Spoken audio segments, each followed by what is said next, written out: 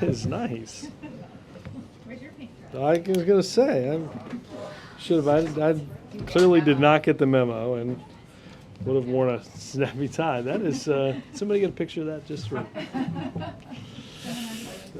I can only imagine. Take us away. So, polls. Two of them. One on healthcare showing 46% disapproving of the president's handling of healthcare, and then on the Gates issue with 41% disapproving, different poll, but 41% disapproving of how the president is handled that incident. Is this something that's 41 disapproving of how the president has handled the Gates incident? So is this something that you all are worried about? They're coming at the same time. The Gates incident is pulling away from attention on healthcare. Even the president has said that. How are you going to get past I think he this? said that last week. I haven't noticed that. It was yesterday, didn't he? People aren't talking about healthcare as much. I don't remember that. I know he said that last Friday. I don't think the president believes that that incident has posed a distraction. Here we are next Thursday. Well, it's pulling down his approval rating, particularly among The working. Gates situation? Among I working think class that's a lot rights. to extrapolate into one. I'm just telling you what the poll has said, so I'm wondering if you're worried about it and what you guys can do about it. I neither believe the premise nor am I worried about it. Yep. Robert, two questions. First, in an interview that was released yesterday with the president in Business Week, he said, "We now have even more potential for moral hazard, where financial institutions think to themselves, we can continue to take extraordinary risks because we know that we are too big to fail." Does the president believe that big financial institutions are still taking extraordinary risks? Well, I think the president is rightly concerned, as millions of Americans are, that the hard work of many people and the hard-earned tax money that was used to ensure that we didn't have catastrophic bank failures last fall and this winter and spring should not, now that we are seeing different earnings reports denote profits, that the president believes that we should not return to what some in that industry might think were the good old days. I think that's one of the reasons the president has forwarded to Congress a very detailed and robust plan for financial re-regulation to ensure that many of the things that caused the economic downturn as it related to financial institutions aren't repeated, and that we take those steps now in order to prevent that from happening. But do banking profits mean that banks are taking extraordinary risks? No, I think the president, not necessarily, but I think the president continues to want to ensure that the decisions that companies are making is done based not on short-term, not with simply short-term profit taking in mind, but sound long-term investment, which I think will get America back on a path toward growth. And just briefly, can you give us a flavor for what you expect the meeting with President Arroyo today to accomplish? Well, look, I think obviously this is a historic relationship. The Philippines have been a friend to the United States. They'll discuss a number of issues. We'll have a readout, or you'll obviously get a chance to go in there, and they'll have a statement to say about what they did discuss. You know, I think that I think one of the things that, you know, Secretary Clinton came back just recently from the Association of Southeast Asian Nations. I think it demonstrates that not only is the administration focused on the bigger foreign policy issues that we all discuss and hear each and every day, nuclear proliferation, Iraq, Afghanistan, Pakistan, things like that, but also on cementing and firming up the relationships that we've had with traditional partners like the Philippines. Yes, sir. Two questions, Robert. First one having to do with the Gates Crowley meeting today. if we're not going to be able to listen to the conversation and the three men are not going to talk to the press afterwards. Well, I don't know. I don't. The decision by Sergeant Crowley or Professor Gates to talk to the press is entirely up to Okay, them. you're not going to orchestrate it here at the White House is all I meant. But No, I mean, again, I have not talked to them or their representatives. If they want to go to the stakeout, they're certainly welcome to do that. okay. But I guess the question is, the president said Keep going. the president said he wants this to be a teachable moment. Yeah. How do you envision this being a teachable moment? Well, I think I think many people would have hardly imagined something like this happening this time last week. I think having them get together to talk, the president talked to both of these men last week. They're decent, honorable, good men.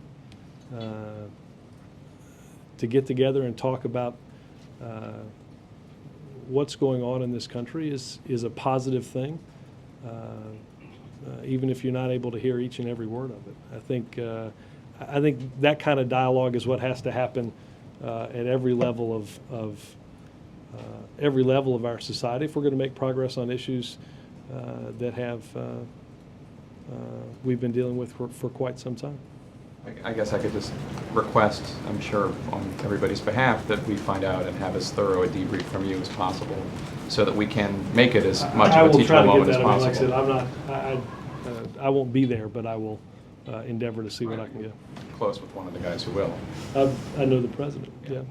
All right. The second question has to do with the exportation of electronic waste to other countries. The the Government Accountability Office last year said the U.S. lets this electronic waste, which can be toxic, flow virtually unrestricted to other countries such as Ghana, where we just were a few weeks ago. A critic of the EPA a year ago, Democratic Congressman Gene Green of Houston, says the current EPA is not doing any better job of monitoring the exportation of this electronic waste. As I'm sure you know, the United States is one of the few industrialized countries that lets this exportation happen. What steps does the Obama administration intend to take to prevent this from happening? Jake, let me talk to EPA and try to get back to you on that. On Afghanistan, how does this administration view a victory there? I mean, it's not removing a leader from power. It's sort of, so No. like a right. So That'd be novel. Well, but it's not like in Iraq. How will this administration be able to say mission accomplished? Although we don't like that term. Well, but how let me will just that tell be you, done? we haven't hired any banner makers, if that's what. Look, I think the president has discussed. First of all, obviously the administration began by reviewing our policy, and the president long having believed that we needed additional security in that country. The review denoted that the security environment was such that an increase in troops leading up to the elections was very important. We have a new commander, General McChrystal, who is also identifying and reviewing the policy. Our goal is to deal with the terrorist elements that are in that country and are making life for Afghans and potentially life for millions throughout the world more dangerous through their activities. Obviously, the policy developed will have benchmarks in order to mark that progress. But that could be long term. I mean, this could be a very I think long. it's safe to bet that this is not something that not only we're not printing banners, but I wouldn't schedule a ceremony, say, this year. And back to the Gates event today at the White House. Why not allow the press to get closer to the table to be able to at least, have some sort of conversation or something with the parties involved? Again, I think I mentioned to Jake, if those two gentlemen want to talk to you guys, There's Right, but that's- no prohibition. But on that's doing if so. they want to, but typically when you have events, In other words, shouldn't I just simply make them talk to you? I appreciate the, that's, I do want to follow up on that. I mean, typically, there are events that happen here at the White House. We're invited in. We get a chance to either ask questions of the parties there, and if they choose to come out, we can get additional information from them. In this case, we won't have anything there, and most likely won't get anything when they come well, out. you have to ask them on the latter part. What about on the But what about earlier the- part? Yeah. What about the president? I mean, why is the president in a cone of silence on this? You're saying those two can come out and talk, but he can't? He wants to make No. it a teachable moment. Why? What's the lesson he wants to We're teach? The students. president feels We're the comfortable students, with the way this is laid out and looks forward to. Why doesn't he to see the this meeting. as an opportunity, if he wants to make it a teachable moment, to come out and talk and teach what he learned, what he wants the nation to You guys learn? will have a chance to talk to the president. One of you will later today, and maybe you can ask him. Yes. On polling, You mean in the Rose Garden? No, I think isn't there a 1-on-1 with the Royal? you taking questions? Well, yeah, 1-on-1, sure. Teachable moment to learn the schedule. Go Was ahead. that a plan for question? Put it out. Now we can't ask. That's You not on the suggested. schedule. Why not? Just kidding. It's also before, which doesn't really help all that much. Yeah. Go ahead. I'm It's sorry. just- Well, just to stay on it for 1 second, I mean, not that I'm arguing against any coverage, but you are availing yourself of the picture, so presumably you want the photo, but not Any any further substance. content or substance. I feel comfortable, and the president feels comfortable with our coverage plans as they're currently aligned. Okay, now for my real question. On healthcare, I think we all can acknowledge that the president has really ramped up his publicity efforts trying to get this message out. And yet, in our most recent poll, it shows that support for healthcare has dropped 10% just in the last month, essentially coinciding with that public relations effort. And I wonder what you make of that and how you reconcile those two things, especially when I'm sure you feel that he's your most effective advocate. Well, I think he is, and I think yesterday was a pretty good example. I think the president gave strong lift to things that I think, in all honesty, probably haven't gotten a lot of coverage. Insurance reforms, not allowing insurance companies to discriminate based on pre-existing conditions, not allowing insurance companies to drop their coverage if somebody gets too sick. But you just started emphasizing that yesterday. Well, but but that's been in the bill the whole time, right? So, look, I do think the president is an able communicator, to say the least. I think there has been a lot of misinformation about the legislation. I think some of it unintentional, some of it, as we've talked about in this room, I think somewhat intentional. We've talked about those examples. Look, the president doesn't spend a whole lot of time focused on polling. How often do you guys poll? We don't poll. I think the DNC polls. But the president isn't fixated on the ups and downs in polling. If we were, we'd have quit 2 years ago this summer, if ever even run for president. Does it cause any, to the extent you do pay attention to it, is there any sort of soul searching? In other words, are you thinking maybe our message isn't effective, or is there any sense that maybe what we're trying to sell is not resonating and not? No, because I think in popular? your poll, if you in your polling, if you read the plan, what are the numbers? 56-38, right? Have the executive summary here. Once again, You guys don't follow the a poll. series of Yeah, teachable exactly. moments. Well, I watch NBC, for God's sakes, Chip. Chip missed the opportunity to ask me about his poll. 42% now say the president's plan is a bad idea. Yeah, I think if you read the full poll, it's different than the executive summary. But I did kind of give you that one. yeah, I sort of took it. But I think a couple of things, and I talked a little bit about this morning. Obviously, we've been having a series of these debates for decades.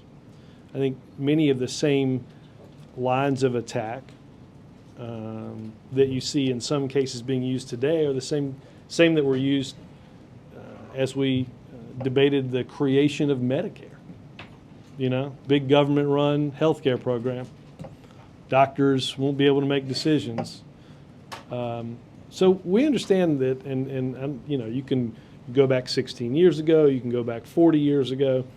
You know, there's a series of fairly tried and true phrases that are currently being employed by either people that don't want to see the American people get health care reform, or special interests that have a vested political or monetary interest in the status quo, that are using their megaphones as well.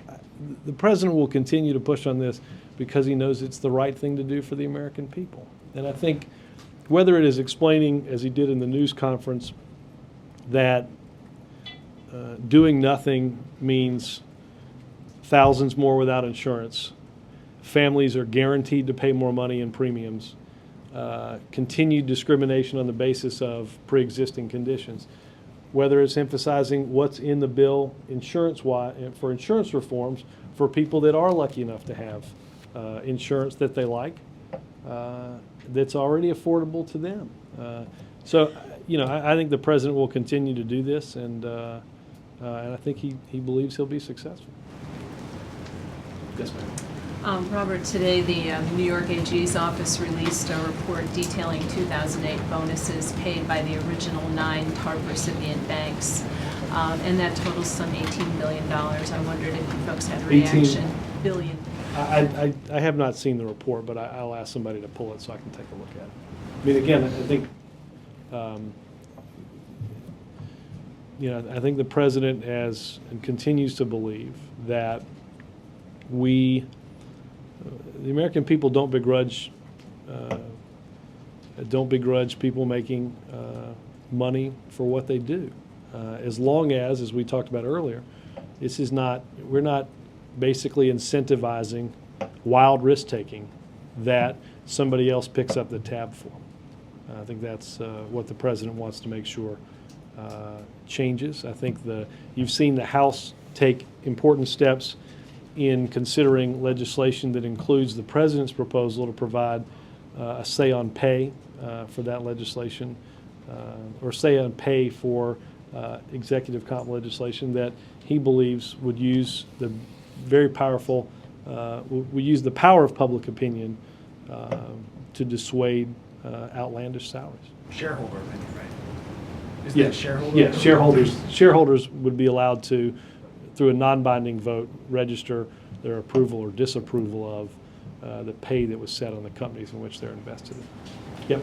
Following up on that, will the president sign the House's executive compensation Well, bill? I mean, obviously, this has got to go through this will go through the process, go through the Senate.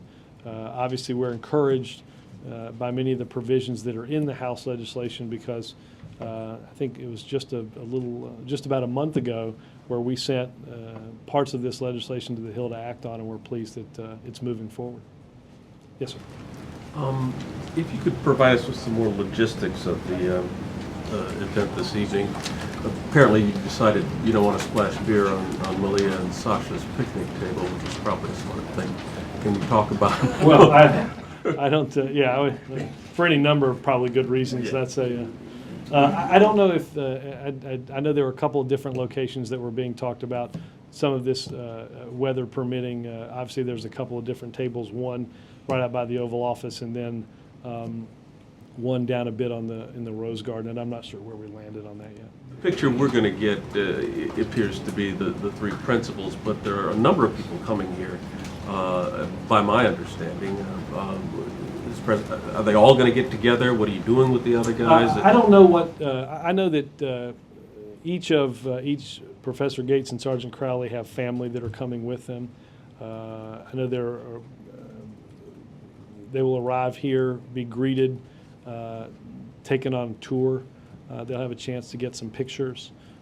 They'll see the president, and I don't know if the president will meet together with all of them as a big group or not. I can certainly check on the logistics of that. You got police union officials coming as well, do I understand? They may be coming certainly with Sergeant Crowley. Yes, sir. To follow a little on a question Jake asked a day or so ago, yesterday it became clear what kind of legislation is going to be coming out of the Senate and the House, with the Senate having a co-op, the House with its public option.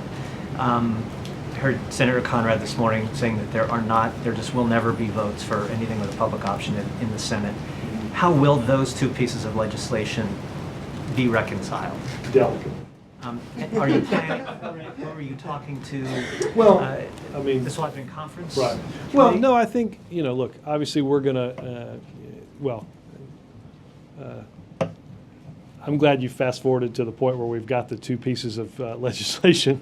The contours look Right, fairly right. clear. I mean, obviously, we will continue to evaluate each of those proposals, see what commonality there might be. Obviously, the president's main goal, you heard him reiterate his support for a public option yesterday at the town hall meeting in North Carolina, is to ensure increased choice and competition in what can be and have been very restrictive private insurance markets in order to provide Americans with the choice that they need and deserve. But this is part of an ongoing process that will take place over the next several weeks. Do you believe there's any possibility of getting the votes in the Senate for a public option? I know the president and the team are in touch with the senators and their staffs about what's politically feasible up there, but I have not heard them come down on that one way or the other. Yes, ma'am. Robert, going back to Sergeant Crowley and Professor Gates, what do you hope tomorrow morning when you wake up, what do you hope you will have accomplished? No more questions about what kind of beer they're going to drink? But besides that, what do you hope Small you will expectations. look back? What do you hope to, what's your best case scenario for looking back and saying, we accomplished this last night, we were able to. Well, I don't think.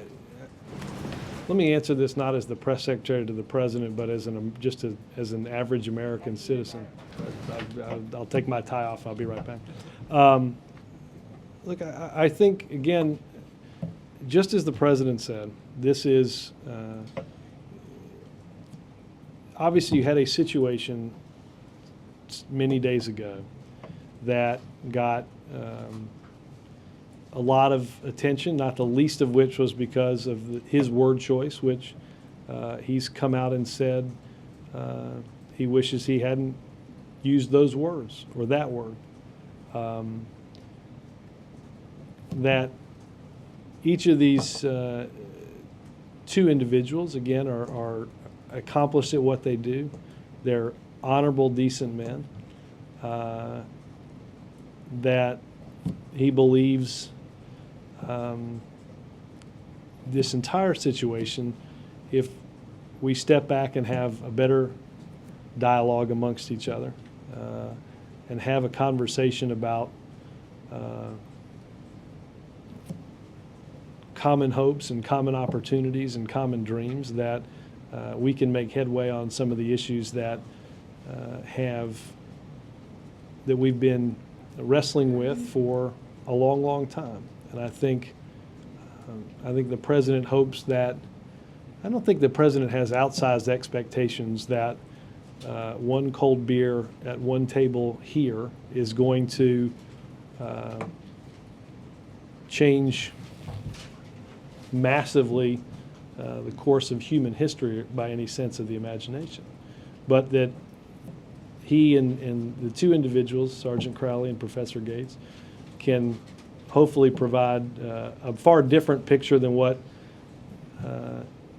we've seen to date of this situation, and hopes, again, as I've said both today and before, that this is a conversation and a dialogue that happens not just because it's sponsored by or at the invitation of a participant or the president, but happens in communities, large and small, all over the country, in order to make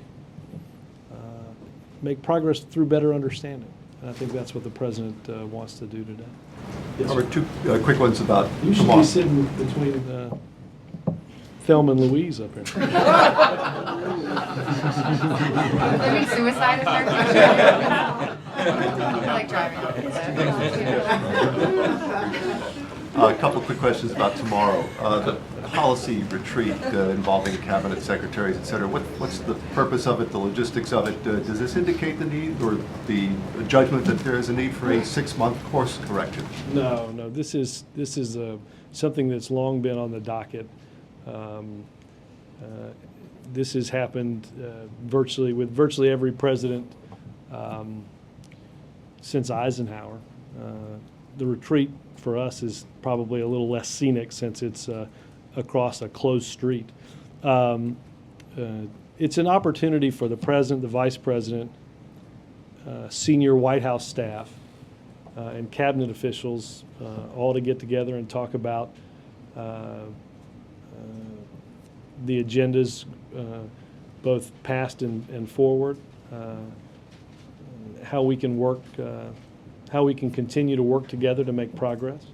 But it's not a mid-course correction or a report card, or it's just an opportunity for everyone to get together on hopefully a little bit less hectic pace, rather than seeing each other at a meeting for 15 or 30 minutes. It's an opportunity, I think, tomorrow to have dinner and then have a little longer discussion on Saturday over at Blair House. Sorry. Hold on 1 second. Yeah, I just wanted to also mention that tomorrow we have GDP figures for the second quarter coming out.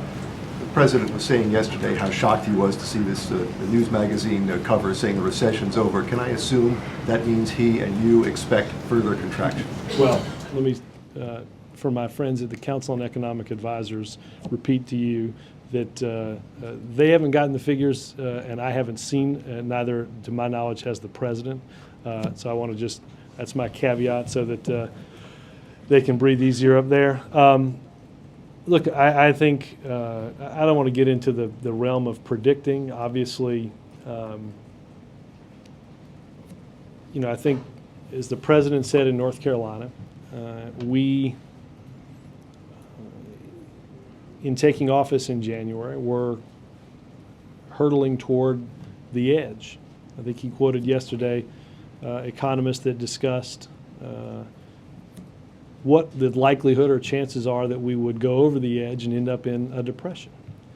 I think, again, I don't want to get into predicting figures, but by all accounts, we've pulled back from that edge, yet we still have a very damaged economy that has lost millions and millions of jobs since this recession began in December of 2007.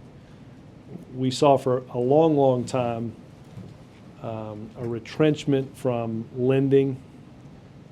We saw small businesses that were closing simply because they had, even despite having a good credit record, couldn't get loans because you had a financial system that was seized up. You had a housing market that was deteriorating rapidly. We've seen some progress on getting that financial system restarted again. We've seen some positive figures recently on housing, that maybe we've hit the bottom on that.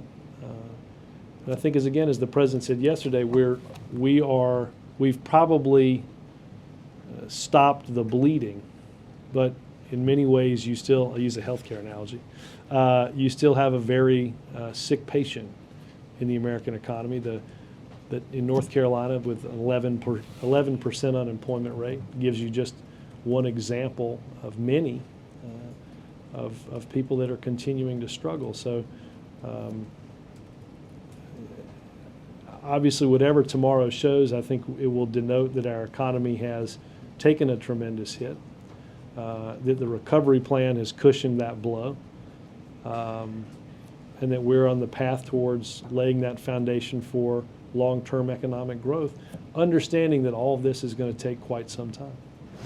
Yeah. Can it be a teachable moment if the American people do not hear something that several sides have asked for, including Professor Gates? And that's the word apology during the conversation today.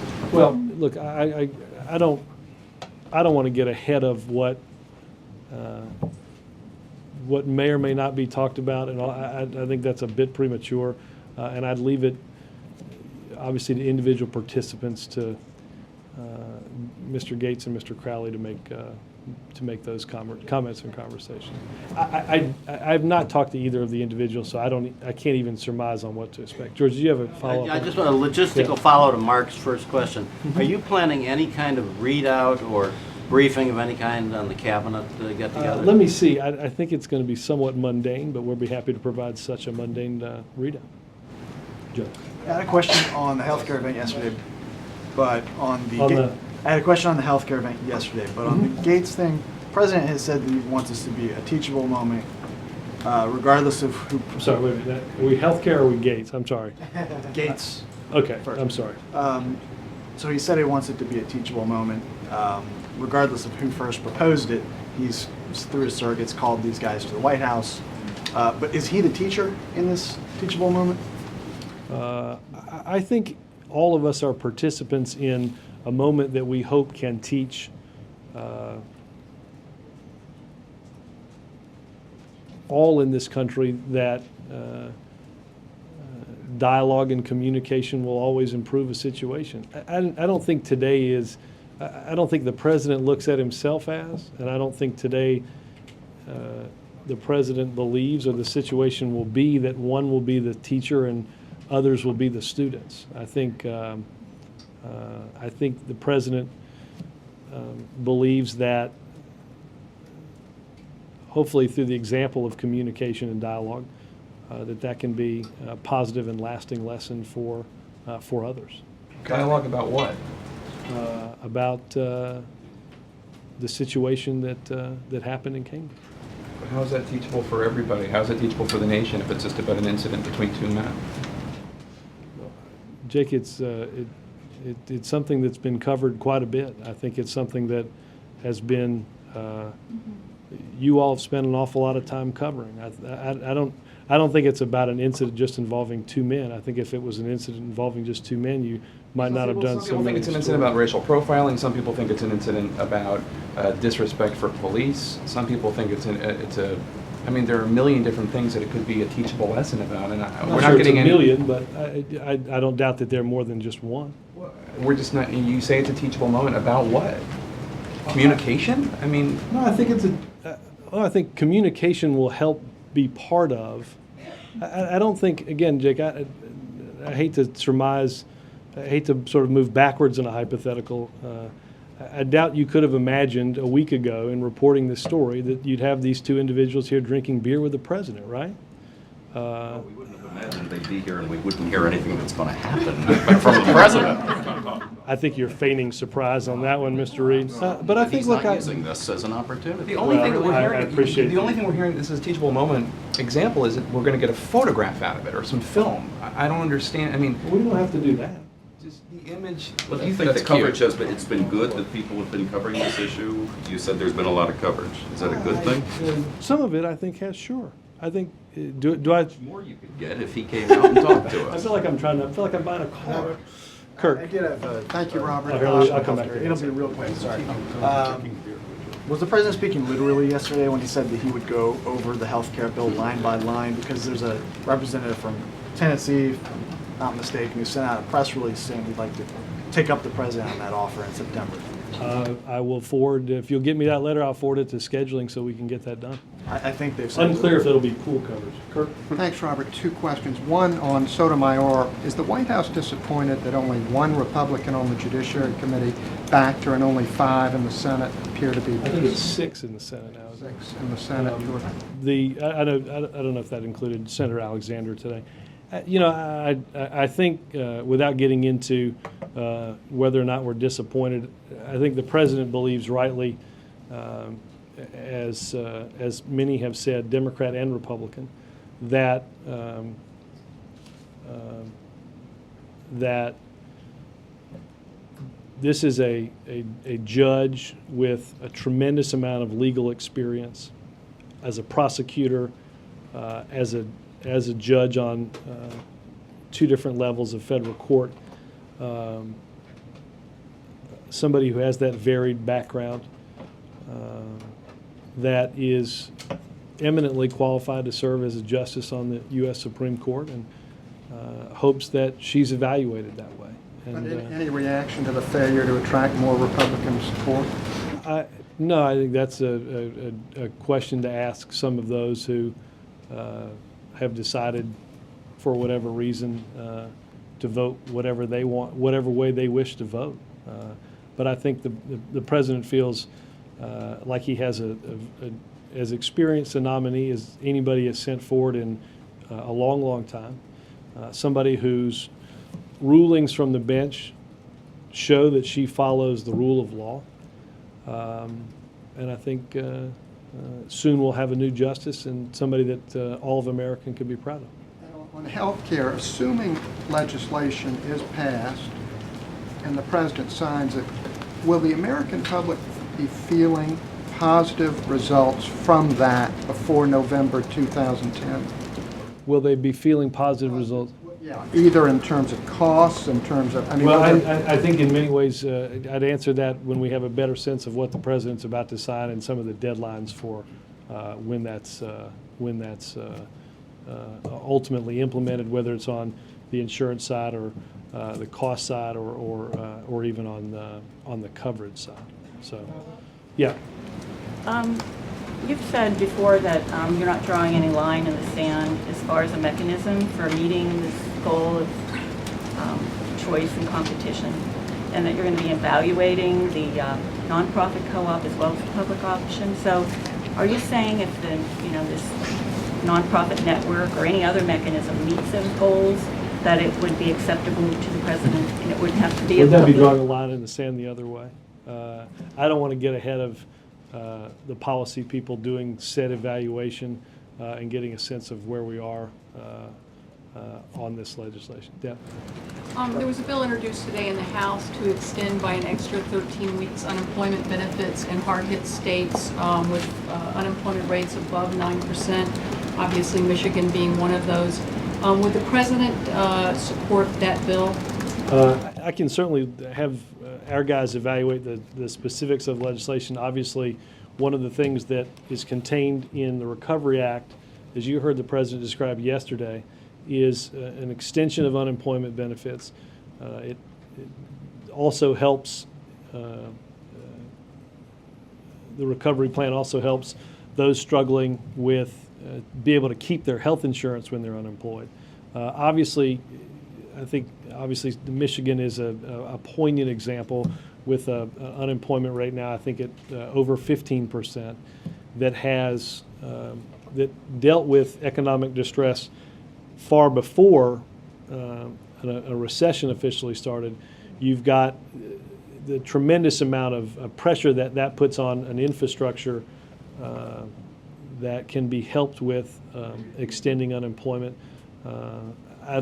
Somebody look at the specifics of the exact legislation, but I know the president believes that one of the most effective things that we can do to get toward recovery and to stimulate the economy is to ensure that those that are unemployed continue to get benefits. The advocates say that of the bill, or on the Ways and Means Committee, say that without the additional 13 weeks, that unemployment benefits are going to start running out by the end of the year. Right. No, I think, there's no question you've got over the course of the next several months, folks that are going to be bumping up against even extended deadlines. I think the president would agree with them, and we'll certainly look at the specifics. Sam? Yeah. Robert? Sorry. I know that the White House doesn't pay attention to polls, but one of the defining features of the numbers that came out yesterday is that fewer people now think the president is ably working with the Republican Party. The White House obviously prides itself on reaching out. The NBC Wall Street Journal poll. Fewer people now think that... Can you read me the question? Can I read you the question? I don't have it in front of me, unfortunately. But the question essentially said, rate the president's ability to do X, Y, and Z. One of the questions was work with the opposition party.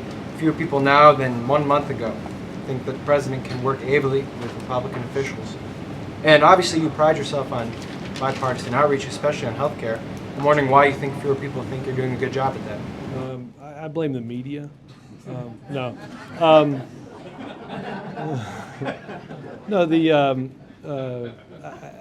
I don't, I'd have to look at the specifics of the question, but I do think, as you said, that the president, I think without having seen it, I don't know the exact data or what the deterioration is, but I do know that when it's come to dealing with particularly the Finance Committee in the development of a piece of healthcare legislation that can go through that committee and get to the floor of the Senate, I think the President has spent a lot of time reaching out to Republicans on the committee, calling them, and Democrats, quite frankly, and calling them regularly about hoping to make progress. I think the President believes, if you look at the HELP Committee, I think that's a good example of, despite the fact, as we've covered, that there weren't Republicans that supported the vote to move the bill out of committee, you did have more than 160 amendments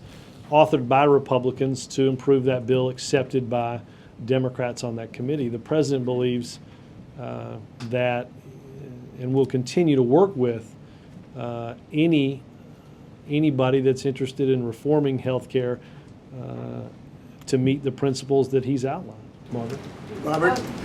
Both in the AARP appearance a couple days ago and yesterday's town halls, the President began to lay out sort of some guarantees for Americans about things that would be in whatever the ultimate bill was, whether they be the pre-existing condition end of that, or whether it be the idea that you couldn't get dropped if you got sick, the idea that there wouldn't be lifetime.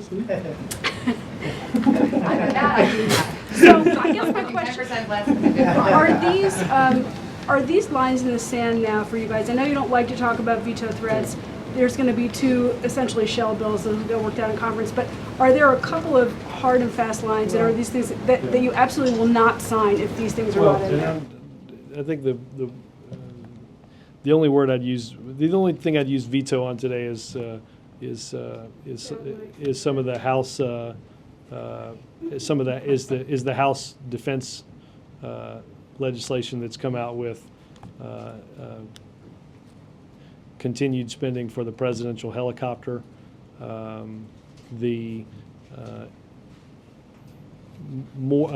additional jets, additional F-22 jets that the Secretary Gates doesn't want, as well as the F-35 engine. In terms of health care, I think the President has been clear, both in the principles that he sent to Congress, but also in these discussions. And I've said this before too, the President is not, this is not about just getting something done. This is not about just making sure there's something at some point on his desk to sign, that if we're not making genuine progress in dealing with costs, in dealing with insurance reforms, in dealing with coverage for the uninsured, then he's not interested in either calling that reform or signing that. I think, let me just, when it comes to, I think the President's been clear about the fact that the plan can't add to the deficit. That's another thing I think the President has talked about over the course of this time that's important, is an important part of any piece of legislation that ultimately works its way through the process and gets the President. Sometimes rhetoric has some wiggle room, like when the President has said that you wouldn't have to give up your own doctor, he's acknowledged that what he means is the government wouldn't make you give up your own doctor, but if your company dropped your coverage, you'd have to give up your own doctor. What I'm asking is on But these... in many ways, Margaret, not to interrupt, but in many ways, Margaret, that's exactly what the President is trying to fix. Because in many ways, I just want to pull my soapbox out for 10 seconds, well, probably more than 10 seconds. But, you know, the reason why are companies dropping coverage for individuals? It's too expensive. They have to change the way we pay for health. Tell the public, under what Congress is going to do, you will not be able to be denied coverage for blah, blah, blah. You will not be dropped for blah, blah, blah. That doesn't intimate wiggle room. What that intimates is there are some places where I'm going to take a stand. And what I'm asking you for is clarification. Is that where he's going to take a stand? Co-op, public option, whatever, that's all. You know, again, without getting into the co-op public option debate that we've had, the President is very clear, and was very clear yesterday, that there are insurance reforms that must be and need to be in a final product that he considers to be called health care reform. or it's not going to be reform, and he's not interested in enacting it. Yeah. Robert, you said that that the president's program had kept us from going over the cliff. We spent trillions of dollars in trying to beef up the stocks on Wall Street, and things are going pretty well for them. Well, but in the country as a $trillions whole, of dollars to beef up stocks. well, effectively, they've so-called recovery, which has not made its way to Main Street. You've got the unemployment figures. You have probably 40 out of the 50 states which are in a state of bankruptcy. And between now and October, at the end of the fiscal year, you're going to see firemen get laid off and policemen get laid off and schools get shut down. And the president has said no second stimulus package. Well, what does that say to the American people in terms of the intentions of the administration to really deal with this depression, effectively depression that people are feeling when everything's falling apart around them? Well, let's. This could be a longer answer. Don't make any afternoon plans. Let's take a few of the examples. The president, you mentioned the states that are struggling with potential layoffs, cutting backs of important services, health care. That's one of the reasons the president wanted a third of the stimulus that was passed to effectively be aid that goes directly to states to ensure it's aid for education, so we're not losing teachers, aid to states for Medicaid, so they're not having to make as drastic a cut as they might have to. Understand states are dealing with the very same problems that we are and the very same problems that families are. So, look, the president understood that in many ways those states are going to be struggling and has acted effectively to ensure as much as he could to prevent the types of things that you're discussing. I think the president, in terms of a second stimulus, the president has discussed that, or has said that the economic team will evaluate where we are. We do that each and every day. Our main focus is on implementing the recovery plan as we've passed it to ensure that the states that you mentioned get the aid that they deserve, to make sure that extended unemployment is paid for, to make sure that the assistance that people get through extending their COBRA benefits when they unfortunately lose their job, ensuring that we continue to get out the door the tax relief for 95% of working families. If somebody on the economic team or the team or the president believe that there's other things that we can do, we'll certainly evaluate them. Nobody's ruled anything in, nobody's ruled anything out, but I think the president has taken steps not just in the recovery plan, but as we talked about, to unfreeze the credit markets, to stabilize our housing market, and to do a series of things to prevent the car from going over the cliff. And I think there's no doubt we have a long way to go. There's no doubt that millions and millions of people are hurting. We see those each and every day. The president reads their letters. He sees them at events and as we're going to events, and understands the tough times that they're going through, and is working each and every day to make it to make this downturn less severe and get us back on a track toward economic growth as soon as possible. Thank you, guys.